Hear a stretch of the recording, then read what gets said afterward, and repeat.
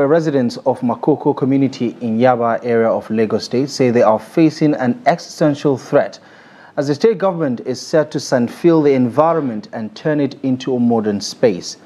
To preserve their community, the residents are appealing to the government not to drive them out of their community, as this will result in a total loss of their livelihood. Victoria Tokolo visited the community for this report as presented from our studio. Makoko community in the Yaba area of Lagos State, Nigeria, came to be in the 18th century as the slum community. The community is made up of three main tribes of Nigeria, the Egun, Ilaje, and Ijo, who are spread across 6 distinct areas. Despite the hardship in the country, the spirit of community and the traditional way of fishing has united these people with men, women, and children living on top of the water.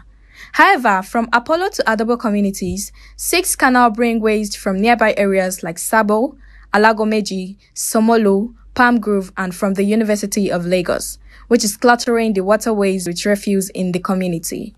This has prompted the state government to employ measures such as sand filling to address the challenge, leaving leaders of Makoko community appealing to the Lagos state government not to drive them away from the community. So we don't want government to take over this place from us. Like we have said before, we have told government we wanted to develop it ourselves. We have started building nice houses.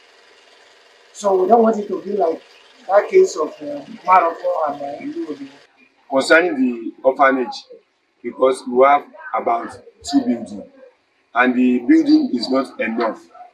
That's why we have another building under construction. If NGO or government, my sister, can help the community for the orphanage. Apart from that, we still need more school in the community. For Makoko, the challenge of accessing clean and potable water remains. The community has innovated with boreholes located in the middle of the waterfront, supplying clean water not just for the Makoko residents, but also for neighboring areas like Takwa Bay, Ororosoki, and many other nearby communities. Other communities leaders also speak on the need for government assistance for the community. So when they sandpit everywhere in our community, so our people will not have an access to go to the riverine area again. So that means this thing is creating a very, very serious problem. This is creating a very, very serious problem to our community. But what we are just saying to tell the government to assist us.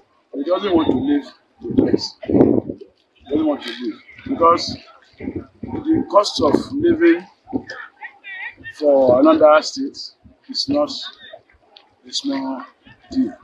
With the threat of wiping off the community staring residents in the face, observers are appealing to the state government to help modernize the community instead of phasing it out and cutting off the livelihoods of residents there.